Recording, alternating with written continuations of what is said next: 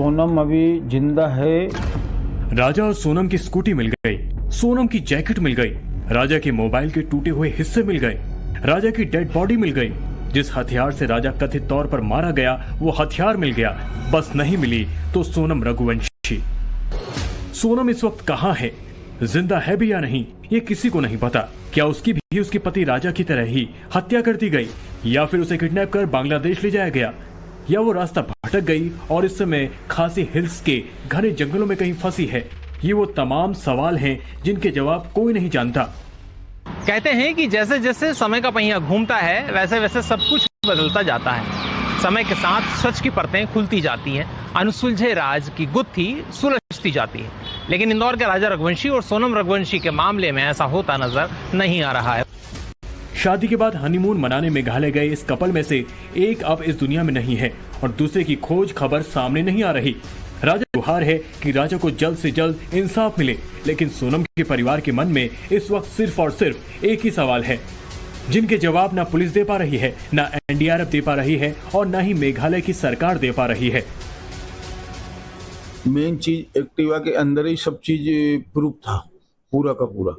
Mobile भी Activa के अंदर थे, वो रेनकोट भी एक्टिवा के अंदर था, जो टी शर्ट बच्चन की थी वो भी एक्टिवा के अंदर थी। तो वो डेड बॉडी के पास कैसे पहुंची, वो डेड बॉडी नीचे खाई में 200 फीट नीचे कैसे पहुंची कचरे के ऊपर। जब मर्डर ऊपर हुआ है तो हथियार भी डेड बॉडी के पास में पहुंच गया। सोनम को गायब हुए 16 दिन का समय बीत चुका है। इन 16 दिनों में केस की जांच कर रही मेघालय पुलिस के हाथ कुछ अहम सुराग तो लगे हैं, लेकिन अभी तक ये सुराग सोनम को ढूंढने में नाकाफी साबित हुए हैं। केस की कड़ियां और भी ज्यादा उलझती जा रही है। सोनम के परिवार का ये दावा है कि सोनम अभी भी जिंदा है और उसे किडनैप करके बांग्लादेश ले जाया गया है और ये काम मेघालय में अवैध तरीके से घुसे बांग्लादेशी घुसपैठियों का है। वैसे पूरी टाइमलाइन को अगर समझे तो परिवार के इस बात में कुछ तथ्य भी नजर आ रहे हैं। दरअसल 8 मई को पूर्वी खासी हिल्स की डीएम ने एक एडवाइजरी जारी कर दी है। एडवाइजरी में लिखा जाता है कि आपराधिक मानसिकता वाले कुछ बांग्लादेशी घुसपैठियों का एक ग्रुप खासी हिल्स के आसपास दिखाई दिया है। ये वही खासी हिल्स का इलाका है जहां से राजा की डेड बॉडी मिली है। इसी वजह से 8 मई से 8 जुलाई तक जीरो लाइन के 1 किलोमीटर के रेडियस में नाइट कर्फ्यू लगा रहेगा। पूर्वी खासी हिल्स बांग्लादेश की सीमा के बेहद करीब है और इस इलाके की कठिन भौगोलिक स्थितियों की वजह से बॉर्डर पर कोई फेंसिंग भी नहीं है। जिस जगह पर राजा रघुवंशी की लाश बरामद की गई वहां से बांग्लादेश की सीमा मात्र 22 किलोमीटर दूर है। ऐसे में सवाल उठ रहे हैं कि क्या बांग्लादेशी घुसपैठियों ने ही पहले राजा रघुवंशी की हत्या की और इसके बाद सोनम रघुवंशी को अगवा कर अपने साथ ले गए। राजा की डेड बॉडी के पास से उसके मोबाइल का टूटा हुआ हिस्सा बरामद हुआ है।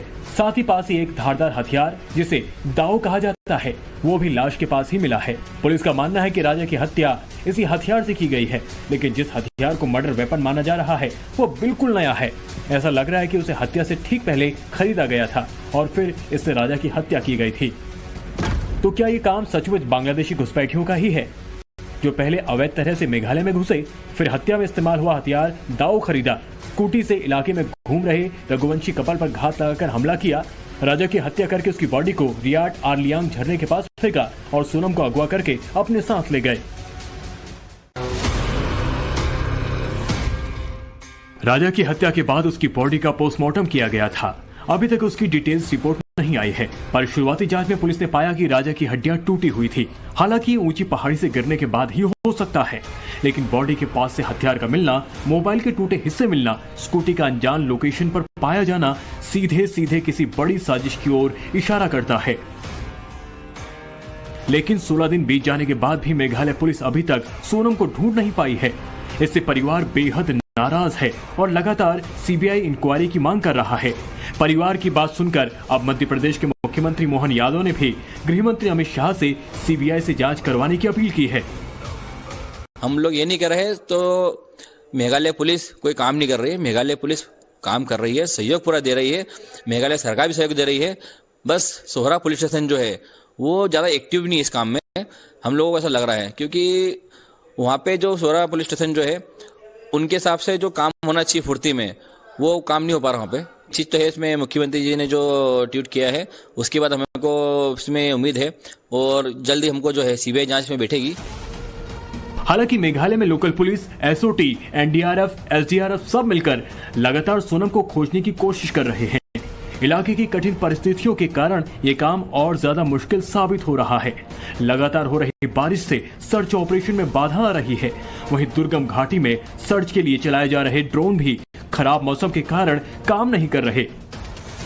फिलहाल मैं मौजूद हूँ वेशाडोंग के आसपास के एरिया में और एनडीआरएफ और एसडीआरएफ के लगातार जो सर्च ऑपरेशन है सोनम रघुवंशी के लिए लगातार जारी है। और मैं विजय को थोड़ा फोकस करने के लिए बोलूंगी, जैसे कि आप देख पा रहे हो लगातार उसमें काम चल रहा है। लगातार एनडीआरएफ के जो बंदे हैं उसमें सर्च ऑपरेशन चला रहे हैं और सिर्फ जो मिसिंग सोनम है उसके जांच पड़ताल में नहीं, उसी के साथ साथ अगर कुछ सामान मिल जाए तो क्लू मिल सकता है। उसी को ढूंढने के लिए भी ये जो एनडीआरएफ, एसडीआरएफ और पुलिस के साथ जो सर्च टीम चलाया जा रहा है, सर्च ऑपरेशन चलाया जा रहा है, ये सर्च ऑपरेशन आप देख पा रहे हो। बांग्लादेशी घुसपैठियों के एंगल के साथ ही अब इस केस ने एक और नया मोड़ ले लिया है। मावला खियात के लोकल गाइड ने दावा किया कि उसने 23 मई को लापता होने से पहले कपल के साथ 3 अजनबी आदमियों को देखा था। Local tourist guide Albert PD ने बताया कि उसने 23 मई को राजा और सोनम को 3 अन्य पुरुषों के साथ देखा था। ये सभी ट्रैकिंग पर निकले थे और एक साथ 3000 सीढ़ियां चढ़ रहे थे। गाइड ने बताया कि चारों पुरुष आगे चल रहे थे जबकि सोनम पीछे थी। वो हिंदी में बात कर रहे थे, लेकिन गाइड केवल खासी और अंग्रेजी आती थी, इसलिए वो आपस में क्या बात कर रहे थे वो समझ नहीं पाया।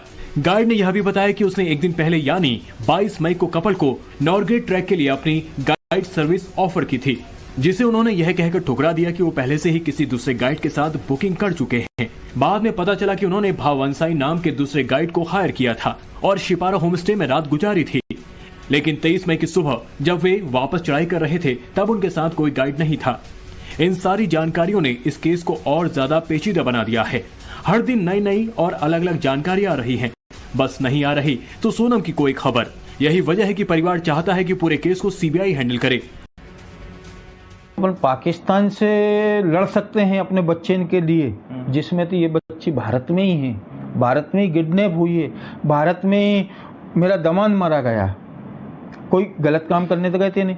आप लोग प्रचार करते हो, वहाँ का मुख्यमंत्री प्रचार करता है टूरिस्ट एरिया में जाना चाहिए, ये करना चाहिए, बच्चन को घूमने जाना चाहिए, फलानी जगह ये चीज अच्छी है, माहौल देना जरूरी है, जिम्मेदारी बनती है। तो ये राज्य सरकार की जवाबदारी है, जिम्मेदारी है। सोनम कहां हो सकती है, इसकी पड़ताल करते हुए जब हमने 21 मई से लेकर 2 जून तक की पूरी टाइमलाइन को सामने रखा तो एक चौंकाने वाली बात सामने आई। पड़ताल में हमारे सामने वो 8 लोकेशन सामने आई जहां सोनम इस वक्त हो सकती है। लोकेशन नंबर 1, 21 मई शाम 6 बजे, बालाजी गेस्ट हाउस, शिलोंग। सोनम और राजा शिलोंग बालाजी गेस्ट हाउस पहुंचे। होटल में चेक इन करते वक्त उनका सीसीटीवी फुटेज सामने आया। लोकेशन नंबर 2, 22 मई सुबह का वक्त, केटिंग रोड, शिलोंग। सोनम और राजा ने केटिंग रोड से स्कूटी किराए पर ली और वहां से वो वापस बालाजी गेस्ट हाउस पहुंचे। बिना नाश्ता की होटल से चेकआउट किया और मैनेजर को बताया कि वो 25 तारीख को लौटेंगे और जरूरत पड़ने पर कमरे के लिए कॉल करेंगे। लोकेशन नंबर 3, 22 मई, सोहरा, चेरापूंजी। राजा और सोनम शिलोंग से चेरापूंजी की ओर रवाना हुए। अपने साथ उन्होंने 2 बैग रखे और रेनकोट मोबाइल को स्कूटी की डिग्गी में डाला। लोकेशन नंबर 4, 22 मई शाम का वक्त, पूर्वी खासी हिल्स।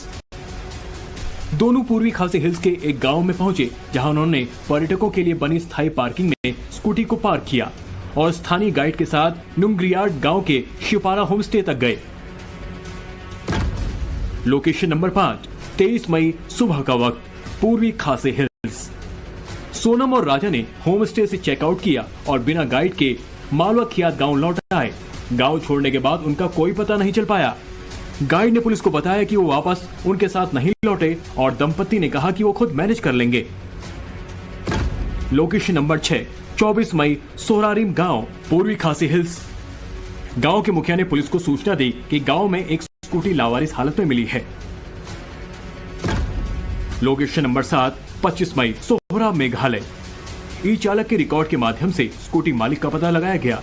मालिक ने सोहरा पुलिस थाने में पुष्टि की ये स्कूटी उससे राजा रघुवंशी और सोनम ने किराए पर ली थी। लोकेशन नंबर 8, 26 मई, सोहरारिम, पूर्वी खासी हिल्स। सोनम और राजा को खोजने के लिए टीमें बनाई गई और सर्च ऑपरेशन शुरू कर दिया गया। लोकेशन नंबर 9, 2 जून, वई साउडोंग, पूर्वी खासी हिल्स। पुलिस के ड्रोन ने रियाट आर्लियांग झरने के नीचे गहरी खाई में एक शव देखा। परिवार ने बॉडी को पहचान कर बताया कि ये राजा रघुवंशी की बॉडी है। ये वो 9 लोकेशंस हैं जहां सोनम हो सकती है। पुलिस इन्हीं लोकेशंस में सोनम को ढूंढने की कोशिश कर रही है। उधर हर दिन सोनम के वापस आने की उम्मीद कम होती जा रही है। ऐसे में खुद को सहारा और हिम्मत देने के लिए परिवार ने टोटके के तौर पर घर के बाहर सोनम की उल्टी तस्वीर लटकाई है। मैं इस वक्त इंदौर के गोविंद नगर खालचा में मौजूद हूं और यही वो गली है जहां पर सोनम का घर है। मैं अपने साथी से कहूंगा एक बार आपको वो घर दिखाएं जहां पर सोनम का ये घर है और यही इस घर से सोनम की शादी हुई थी। और इस तस्वीर के ज़रिए परिवार के लोगों ने ये अपील की है कि सोनम को जल्द से जल्द जो है इंसाफ मिले, न्याय मिले।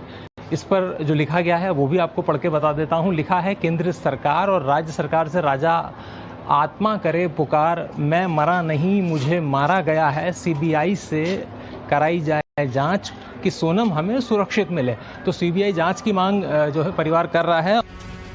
परिवार के ज्योतिष के कहने पर परिवार ने ये किया है। सोनम के पिता को उम्मीद है कि शायद ऐसा करके उनकी बेटी वापस आ जाए।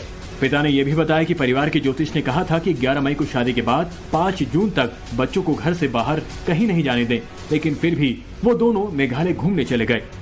इंदौर के इस हनीमून कपल के साथ जुड़ी मर्डर और मिस्ट्री का सस्पेंस हर बीतते दिन के साथ और गहराता जा रहा है।